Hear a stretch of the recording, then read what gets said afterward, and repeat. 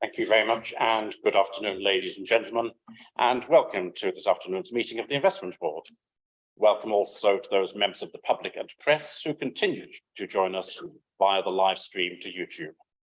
As usual, may I just remind all members and officers to ensure that your phone is switched off or at least on vibrate.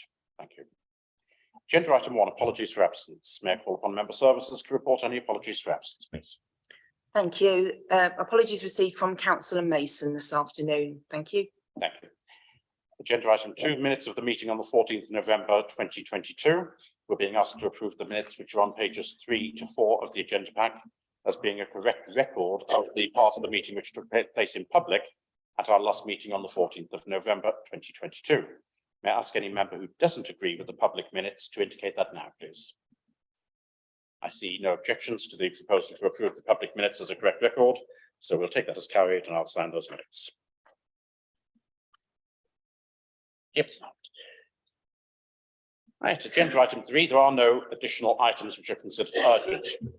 Agenda item 4 is interests, to receive any declarations for interest under the local code of conduct or any interest under the code of conduct on planning matters in respect of any items to be discussed at this meeting.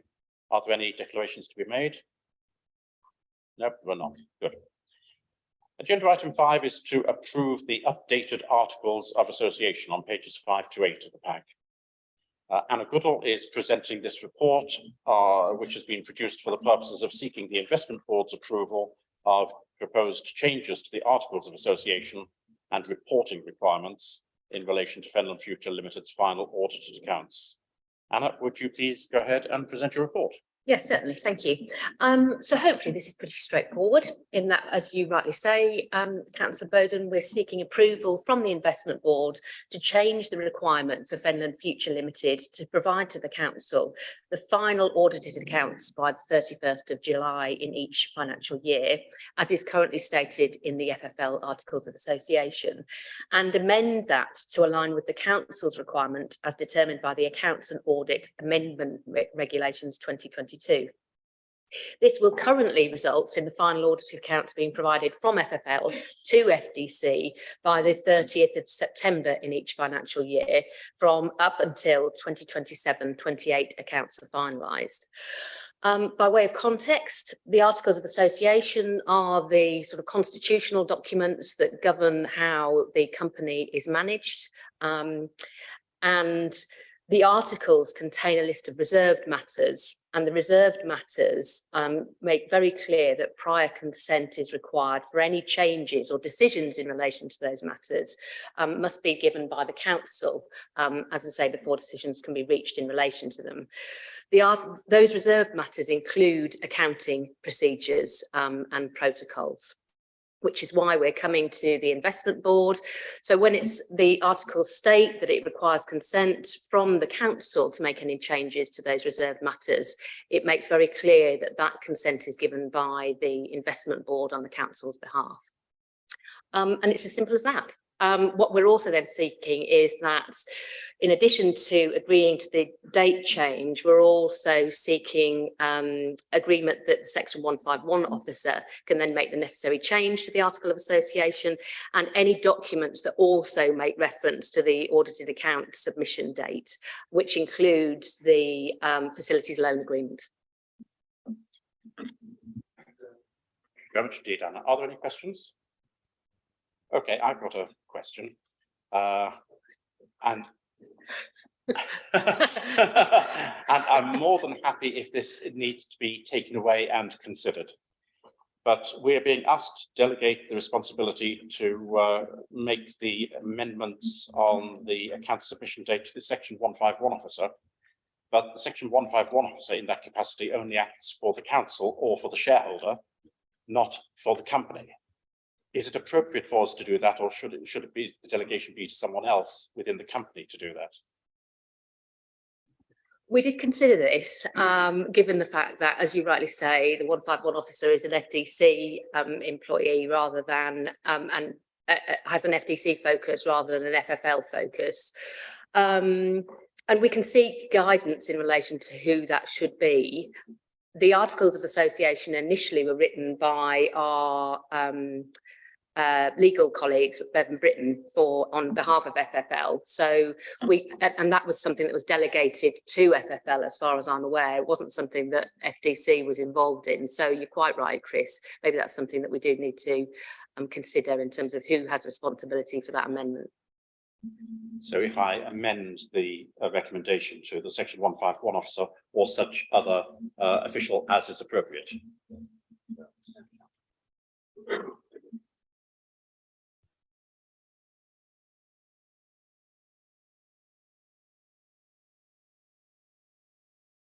Fine. Has member services got that amendment?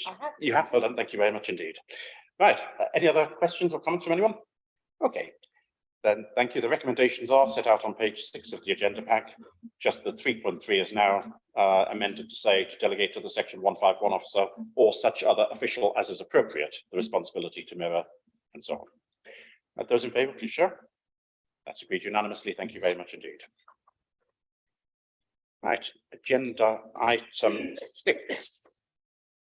Agenda item 6 is a verbal update on current opportunities. Peter Catchpole isn't with us at the moment, unfortunately, so we will be provided with a written update as soon as is convenient. Agenda item 7 is the Fenland Future Limited Business Plan, which is on pages 9 to 26 of the private agenda pack.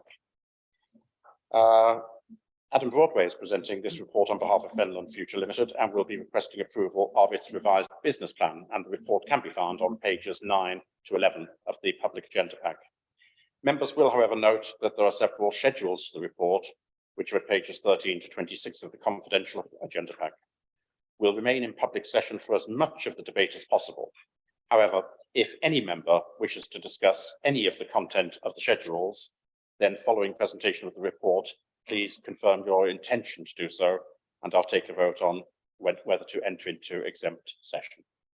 Adam, would you please go ahead and present your report? Thank you, Chairman.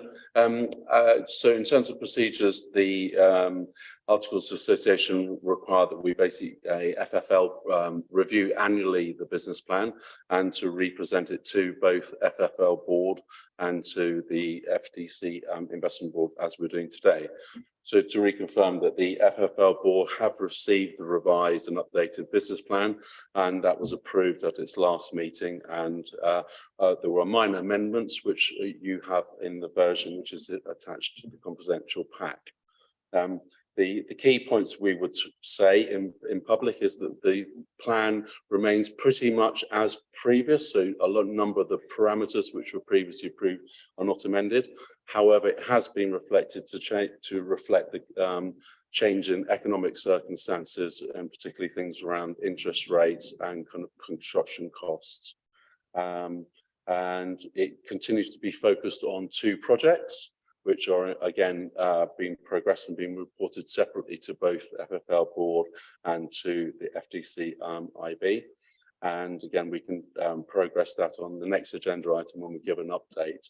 But in principle, the document is there for comments and questions from members, and I'll happily answer any questions you may have at this point. Thank you very much indeed. I thought you did that admirably well without managing to refer to anything directly within the exempt section. So thank you very much for that. Does any member likely to want to talk about something which is in the exempt part of this item? No shaking of the head.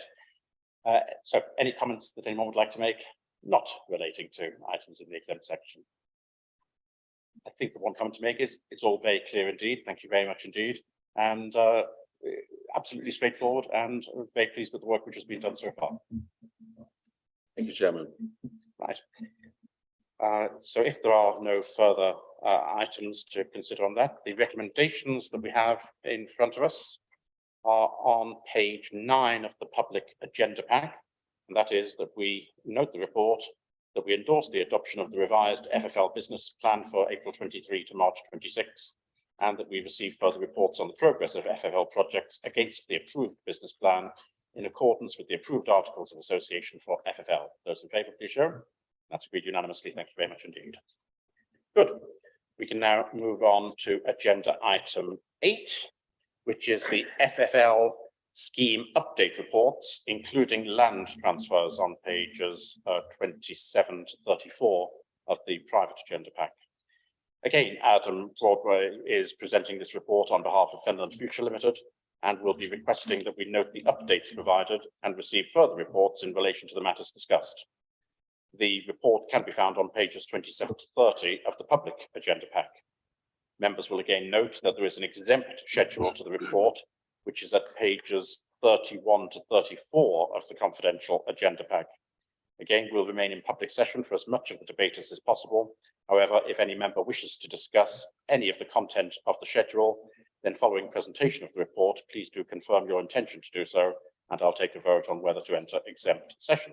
Adam, please present this report. Chairman, thank you very much. So this paper is providing an update on the schemes that FFL are focused on. As we do a regular update of where we are with the particular projects.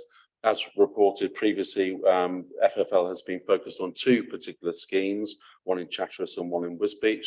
Both who over the last 9 months, we've been working up in detail to submit outline planning applications, both of which were submitted.